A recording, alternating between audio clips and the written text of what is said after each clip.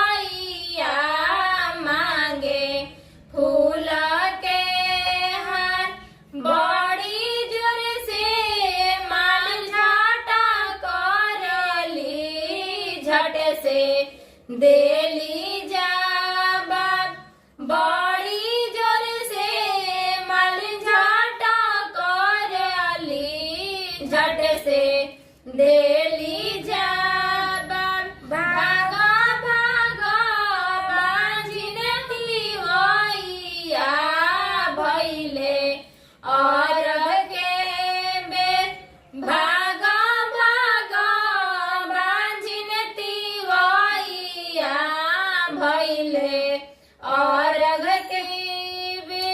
छठी मैया के गुथला हारवा तोहके हम ना देव छठी मैया के गुथला हारवा तोहके हम ना देव रोवे लगली सासू सजावेली दौरावा हम केवड़िया धैले खान हम केवड़िया धैले खान कनो सजैबू सासू दौरावा कतनो सजैबू सासू दौरावा अर्घ देबो नाही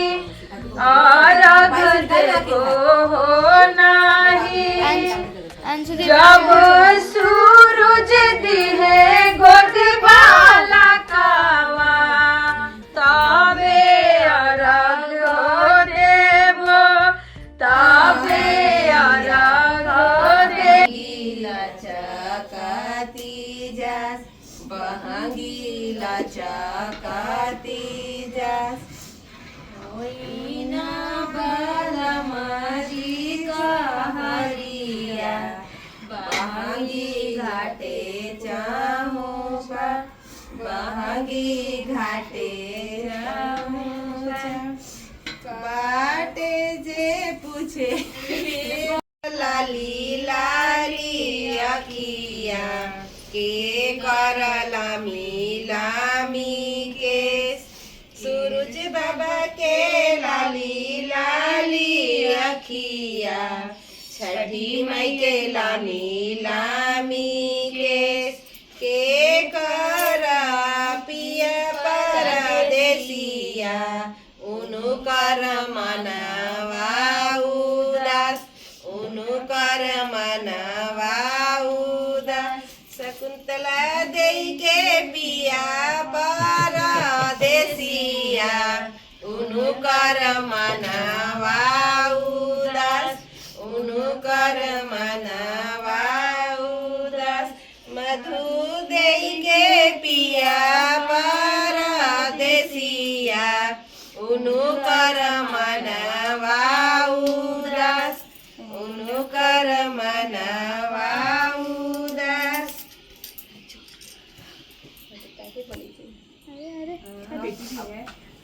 हंसुआ देई के पिया परदेसिया उनु कर मनवा उदास उनु करिया माता सुनिए सेवक लोग सुनिए सेवक लोग ए मोरा घाटे दुबिया रूपनी गई रे मगरी बसेरा ले मगरी बसेरा ले हाथे जोड़ी बोले जाए साहू सुनिए माई सुनिए छठिया माई हाथ जोड़ी बोले परम साहू सुनिए छठिया माई सुनिए छठिया माई हाथ जोड़ी बोले नीला साहू सुनिए छठिया माई सुनिए छठिया माई ये हाथ जोड़ी बोले सौरभ बाबू सुनिए छठिया माई सुनिए छठिया माई ए रौरे घाटे दुबिया छिलाई गई रे मकड़ी उजाड़ी देबो मकड़ी उजाड़ी देबो दूधवे अर्घ देबो दूधवे अर्घ देबो ए हाथ जोड़ी बोले अंकिता बाबू सुनिए छठिया माई सुनिए छठिया बाबू सुनिए छठिया माई पात पर उगेलन सूरज मल झाके झुके केलवा के पात पर उगेलन सूरज मल झाके झुके एक करेली छठ बरतिया से झाके झुके एक करेलू छठ बरतिया से झाके झुके हम तो से पूछी बरतिया ए बरतिया से केकरा लागी हम तो से पूछी बरतिया ए बरतिया के केकरा लागी के करेली छठ बरतिया से केकरा लागी ए करेली छठ बरतिया से केकरा लागी हम रोजे बेटा बेटवा से उनके लागी हम रोजे बेटा जवन ऐसन बेटा से उनके लागे ए करेली छठ बरतिया से उनके लागी ए करेली छठ बरतिया से उनके लागी अमरुदिया के पाठ पर उगेलन सूरज मल जाके झुके अमरुदिया के पाठ पर उगेलन सूरज मल झाके झुके ए करेली छठ बरतिया से झाके झुके ए करेली छठ बरतिया से झाके झुके हम तो से पूछी बरतिया ए बरतिया से केकरा लागी हम तो से पूछी बरतिया ए बरतिया से केकरा लागी ए करेली छठ बरतिया से केकरा लागी ए करेलू छठ बरतिया से केकरा लागी हम रोजे स्वामी कवन ऐसन स्वामी से उनके लागी हमरो जे स्वामी कवन ऐसन स्वामी से उनके लागी, एक करेली छठ बरतिया से उनके लागी, एक करेली छठ बरतिया से उनके लागी। नारियल के पात पर उगे सूरज मल झाके झुके, नारियल के पात पर उगे सूरज मल झाके झुके, एक करेली छठ बरतिया से झाके झुके, एक करेली छठ बरतिया से झाके झुके। हम तो से पूछी बरतिया ए बरतिया से केकरा लागी, हम तो से पूछी बरतिया ए बरतिया से केकरा लागी, हे करेली छठ बरतिया से उनके लागी, एक करेली हमरे जे बेटी कवन ऐसन बेटिया से उनके लागे, हमरो जे बेटी कवन ऐसन बेटी से उनके लागे, एक करेली छठ बरतिया से उनके लागी, एक करेली छठ बरतिया से उनके लागी। फिर से हम तो से पूछी बरतिया ए बरतिया से केकरा लागी। उनका लगे भैया ना, फिर भैया आएंगे इसके बाद। नहीं है मेरे पास। हाँ नहीं है मेरे पास भी।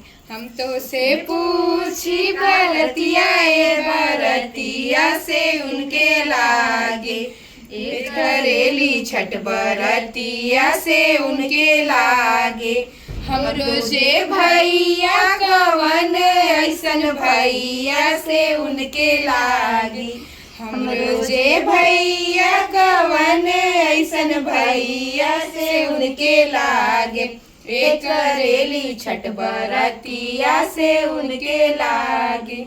एक तो से पूछी बरतिया ए बरतिया से केकरा लागे, हम तो से पूछी बरतिया ए बरतिया से केकरा लागे, एक करेली छठ बरतिया से केकरा लागे, एक करेली छठ।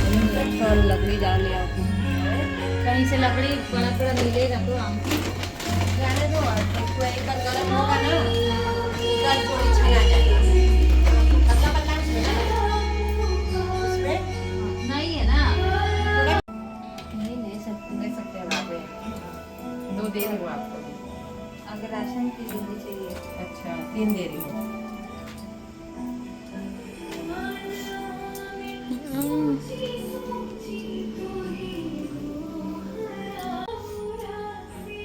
निकालिए अगरबत्ती घी ढीस पे डालो है, थोड़ा थोड़ा तोड़ के पहले राशन निकाल लेंगे। इन्हें डालिए डालिए। डालिए डालिए लो।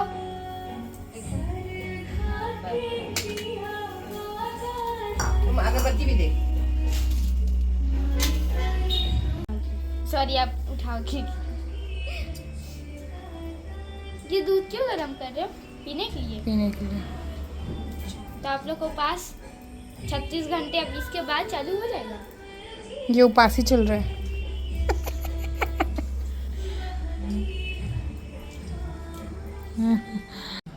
हमारी कैमरा मैन है।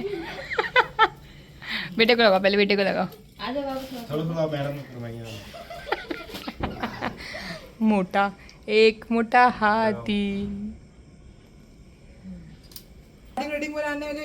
खोपरे से ले लेंगे लोग थोड़ा थोड़ा, फिर गैया को दे देंगे। सीखा इनमें से थोड़ा थोड़ा तोड़ के खा लो सब कोई। मेरे को दे देती हूँ, इसी बहाने खा लेंगे।